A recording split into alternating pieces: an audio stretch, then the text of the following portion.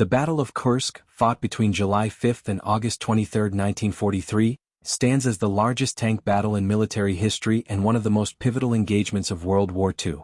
This massive clash between Nazi Germany and the Soviet Union marked the final strategic offensive the Germans would launch on the Eastern Front. With over 2 million men, 6,000 tanks and 4,000 aircraft involved, the battle not only shattered Hitler's hopes for a comeback but also paved the way for a relentless Soviet advance toward Berlin. Background and context. Following the catastrophic defeat at Stalingrad in early 1943, Hitler sought to regain the initiative. The Kursk salient, a 150-mile wide and 100-mile deep bulge in the Soviet lines near the city of Kursk, presented an opportunity. Hitler believed that a powerful pincer attack, Operation Citadel, could trap and destroy the Soviet forces inside the salient, crippling the Red Army.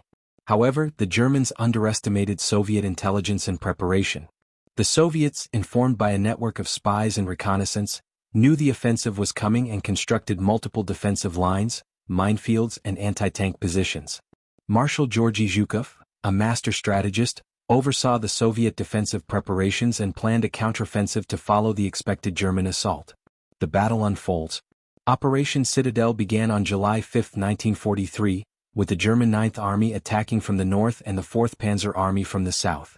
The fiercest fighting occurred near the town of Prokhorovka on July 12, where over 1,000 tanks clashed in close-quarters combat in one of the most intense armored engagements of the war. Despite initial gains, the Germans soon became bogged down. Soviet defenses, including well-camouflaged anti-tank guns and vast minefields, blunted the German spearheads. At Prokhorovka, Soviet T-34 tanks, though technically inferior to the German Tigers and Panthers, overwhelmed their opponents through sheer numbers and aggressive tactics. After weeks of grinding combat, the Germans were forced to call off the offensive. On July 13, Hitler shifted reserves to counter the Allied invasion of Sicily, signaling the end of Operation Citadel. The Soviets quickly seized the momentum, launching their own offensives, Operation Kutuzov and Operation Polkovodets-Rumiantsev, that pushed the Germans into a full retreat. Legacy and significance. The Battle of Kursk was a turning point on the Eastern Front.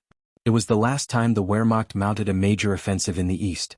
From this point on, the Red Army maintained the strategic initiative, eventually reaching Berlin in May 1945. Kursk also demonstrated the power of industrial warfare. The Soviet Union's ability to mass-produce tanks and weapons, coupled with disciplined logistics and strategic depth, proved decisive. It marked the ascendancy of Soviet military might and highlighted the limitations of German tactics that had once seemed unstoppable. In the annals of warfare, Kursk is remembered not just for its scale but for its symbolism, a battle where preparation, intelligence and endurance overcame technological superiority.